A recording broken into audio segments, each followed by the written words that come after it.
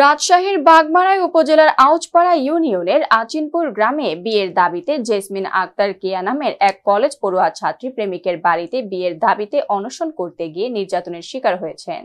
রাজশাহী থেকে খুরশেদ আলমের তথ্য ও ছবিতে থাকছে বিস্তারিত।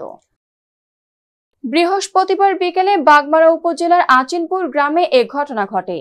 প্রেমিক শামীম রেজা, বাড়ি আচিনপুর, গ্রামের আবু বকরের ছেলে। প্রেমিকা জেসমিন আক্তার কেয়া নরদাস ইউনিয়নের মাদিলা গ্রামের জালালউদ্দিনের মেয়ে। মোসাম্মদ জেসমিন আক্তার জানান, দীর্ঘ 1 বছর ধরে প্রেমিক শামীমের সাথে প্রেমের সম্পর্ক হয়। দফায় দফায় শারীরিক সম্পর্ক হয়েছে তাদের মধ্যে।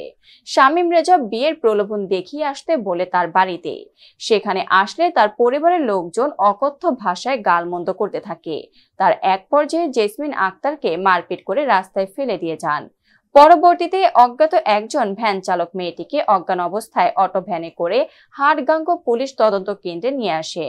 জেসমিন আক্তারের পরিবারের লোকজন খবর পেয়ে তাকে চিকিৎসার জন্য উপজেলা স্বাস্থ্য কমপ্লেক্সে ভর্তি করান। এ বিষয়ে মেয়ের মা ফরিদা পারভিন বাদী হয়ে বাগমারা থানার 4 জনের নাম উল্লেখ করে একটি লিখিত অভিযোগ দায়ের করেন। এ বিষয়ে বাগমারা থানার অফিসার ইনচার্জ ওসি তৌহিদুল ইসলাম জানান, অভিযোগ পেয়েছি, তদন্ত সাপেক্ষে আইনগত ব্যবস্থা গ্রহণ করা হবে।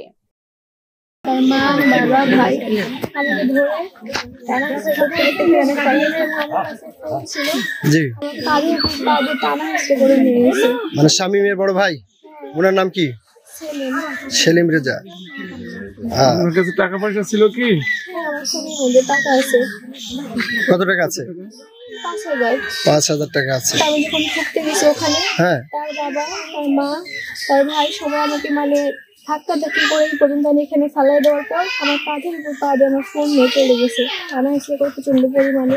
আমি যখন ওখানে যাওয়ার পথে তার মা, ভাই, বাবা তারা ওখানে আমাকে অ্যাটাক করে। মানে তাদের বাসায় যাওয়ার আগ মুহূর্তে অ্যাটাক করার পর সেখানে একটা বাগানের মধ্যে অনেক মারধর করে।